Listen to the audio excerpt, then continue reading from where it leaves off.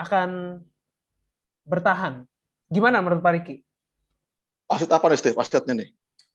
Kenapa? Sorry? Asetnya, maksudnya aset apa aja gitu yang akan bertahan gitu ya? Iya, ini kan kalau ngomongin inflasi kan kita kan udah kemarin nih komoditas. Terus kalau dari historical properti, tanah, properti beneran ya, bukan saham properti ya, tanah. Ya, terus perusahaan yang growth-nya bagus gitu. Ya, kalau buat saya sih untuk lindung nilai sekarang inflasi ya itu masih nomor satu masih saham ya, Steve. Saham-saham yang memang mempunyai growth yang bagus gitu ya. Saya mungkin nggak akan bahas komoditas secara full lah, bosan kali ya. Orang nanti kita kayak perang PTB ITM lagi nih gitu kan di sini kan orang bosan jadinya gitu kan. Nanti Bisma lawan apa sih? Arjuna. Arjuna lagi. Nanti kita pertemukan lagi mereka. Kita pertemukan lagi ya. Ya, tapi ginilah, kita jauh dulu ke belakang dikit masalah inflasi ini ya. Jadi saya nanti akan mengutip kemana nih peluangnya kita untuk nyari sektor yang memang bagus ya, Steve, untuk bertahan gitu ya. Jadi gini, sekarang ini kan semua lagi kepusingan nih, Steve, masalah inflasi. Terutama negara maju. Negara maju nih bingung nih, kayak buah si malakama nih. Karena tadi yang Mas Rizal bilang adalah nih, ini potensinya inflasi dari struktural supply demand. Supply gap sama demand tuh gap-nya jauh banget gitu kan. Dan semua pemangku kebijakan central bank itu selalu bilang ini sebenarnya memang supply driven. Jadi apa yang akan mereka lakukan untuk menahan ini supaya nggak inflasi tinggi, kan itu kan jawabannya gitu kan. Jadi mereka akan ambil policy yang akan mengecilkan gap itu, Steve. Makanya orang bilang resesi. Ya memang akan dibuat resesi, Steve. Kalau nggak dibuat resesi, ya tidak akan turun tuh demand-nya gitu ya. Karena gini, tadi saya bilang, mereka tuh sebenarnya lagi nunggu, mereka tuh kayak buying time ya. Mereka nunggu waktu untuk supply ada nih. Karena gini, gap supply demand-nya tinggi, Steve. Cuma ada dua nih, nurunin demand atau naikin supply. Naikin supply udah jelas nggak mungkin, Steve, dalam waktu dekat gitu kan. Itu butuh waktu. Yang ada yang lakukan adalah apa? Kita akan lakukan untuk nurunin demand kan. Makanya orang ngomong ini kita akan naikin suku bunga tinggi gitu ya. Ya mereka akan naikin suku bunga tinggi sih. Jadi kayak stagflation ini sebenarnya kalau boleh dibilang mungkin mereka juga yang buat kok. Resesi juga mereka yang buat kok gitu loh. Mereka mau menahan ekonominya gitu loh. Masuk ke dalam plan mereka ya sebenarnya. Ya mereka justru mau menahan ekonominya gini. Daripada gue bener-bener resesi yang hancur, mendingan gue bikin resesi yang sedang-sedang aja deh. Jadi gue tahan dulu deh. Ditakut-takutin ya Mas ya? Terstruktur resesinya. Ya, jadi resesinya tuh masih masuk middle lah.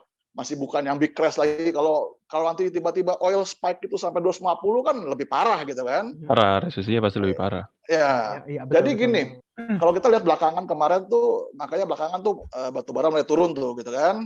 Semua beberapa komoditas akan turun juga tuh gitu, udah turun juga kan. Dan memang itu yang mereka mau, Steve, sebenarnya. Memang mereka mau menurunkan ekonominya agar demand turun, harga turun, inflasinya cooling down tuh, Steve, gitu kan?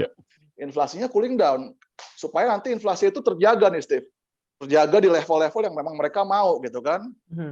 Nah, dengan cara apa? Ya itu naikin suku bunga, Steve, gitu kan. Sekarang orang bertanya-tanya nih, suku bunga berapa nih?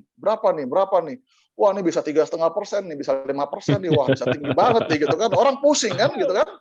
Jadi orang-orang lagi meraba-raba nih suku bunganya, gitu kan.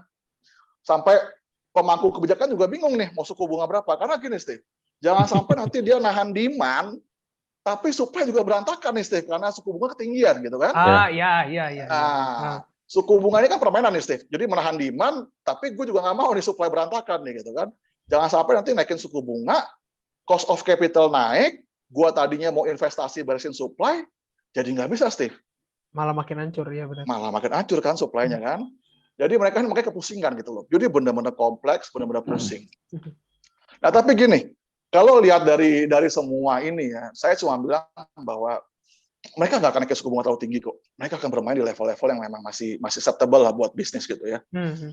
Saya juga waktu pernah bilang bahwa mereka juga nggak bakal naikin tinggi-tinggi kok. Orang mereka punya debt to GDP ratio tinggi gitu kan. Tadi Mas Rizal cerita kan. Kalau mereka naikin tinggi-tinggi malah inflasi lagi gitu kan. Bunuh diri lah. Bunuh diri. Fiskal berantakan gitu kan. Tambah lagi inflasi gitu kan. Jadi sebenarnya mereka akan akomodir di level-level yang masih acceptable ya. Berkali-kali saya punya data kemarin Central Bank dari Fed ya gitu ya. Governornya bilang bahwa kita akan main di 2,5 sampai 3. Nggak tahu itu hint apa enggak ya, tapi buat saya sih acceptable lah buat 2,5 sampai 3 gitu ya. Acceptable untuk semua bisnis untuk menahan demand supply itu, Steve, gitu loh. Oke. Nah, sektor apa nih yang menarik nih gitu kan dari sana gitu kan. Kita lihat nih sektor menariknya. Tadi kita ngomong supply demand, berarti supply berantakan nih. Yang berantakan apa nih, Steve? Yang supply-nya berantakan? Oil kan? Oil ya. Oil. Nah, jadi ada peluang nih, Steve, di oil kan? Bukan di oil, Steve, saya bilang. Lebih ke bagaimana, kan orang pasti nambang nih, Steve, oil kan? Orang pasti ngebor baru kan? Orang pasti mencari supply baru untuk itu gitu kan? Oke, yang dari support sana tuh, berarti. Yang support. Itu yang mungkin yang kita bisa lakukan gitu kan. Yang kedua, setelah tadi oil itu ketemu, Steve, kan supply chain masih berantakan nih, Steve, gitu kan? Masih berantakan supply chain-nya. Ada peluang lagi kan, Steve, di sini kan? Supply chain-nya gitu kan? Jadi kalau saya bilang 2 itu sih jadi alasan saya yang untuk menambah koleksi di sana gitu ya. Untuk supply untuk sektor-sektor yang mungkin akan booming ke depannya, akan bagus gitu ya. Yang ketiga nih, Steve, yang saya belakangan nih sama Mas Riza udah sering ngobrol juga, kita lagi cari story baru, Steve, masalah sektor apa nih bakal booming gitu kan. Kalau saya kan senengnya nyari story nih, Steve, gitu kan. Ya, saya kan saya nggak nyari LK nih, Steve, karena saya nyari story gitu kan. Saya nyari story mau kemana nih arahnya, saya nyari kemana arahnya gitu kan. Ini ekonomi mau kemana. Nah, yang paling gampang gini, sekarang Indonesia kan udah mulai reopen nih COVID gitu kan. Udah mulai reopen COVID kita udah mulai lagi jalan-jalan gitu kan, mulai bisnis sudah mulai muter lah. Bisnis sudah buka gitu kan. Jadi kalau kita lihat nih story-nya, kalau bisnis sudah buka, mall udah rame, siapa yang diuntungkan, Steve? Itu kan sebenarnya pasti ada yang diuntungkan gitu kan. Itu yang pertama. Yang kedua, kalau orang udah mulai liburan, Steve, gitu kan, ada lagi nih tempat-tempat rekreasi yang memang dikunjungi nih, Steve. Ada yang TBK tuh kan, ada yang TBK juga kan. Masih diomongin ya? Masih diomongin. Jangan diomongin. Terus jangan. Cari sendiri lah. Terus kalau kita pergi nih rekreasi, Steve, kan biasanya kan jajan tuh, Steve, gitu kan. Beli yang dingin-dingin gitu kan, Steve. Yang aus. Atau makanan yang dingin-dingin gitu kan. Itu kan makan sales akan growth gitu kan. Beli es ya. Beli es, beli apalah gitu kan. Es batu. Es batu maksudnya es batu kan. Iya, jadi sebenarnya banyak story-nya yang kita bisa ambil dari sini.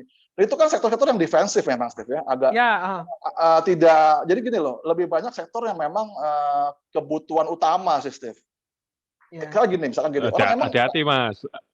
Hati-hati salah ngomong, defensif beda loh. Hati-hati. Soalnya gini, emang gara-gara inflasi kita nggak mandi, emang kita gara-gara inflasi nggak pakai odol, kan? Nah itu kan jadi itu sektor-sektor yang masih basic need gitu ya, masih basic need masih kepake gitu kan.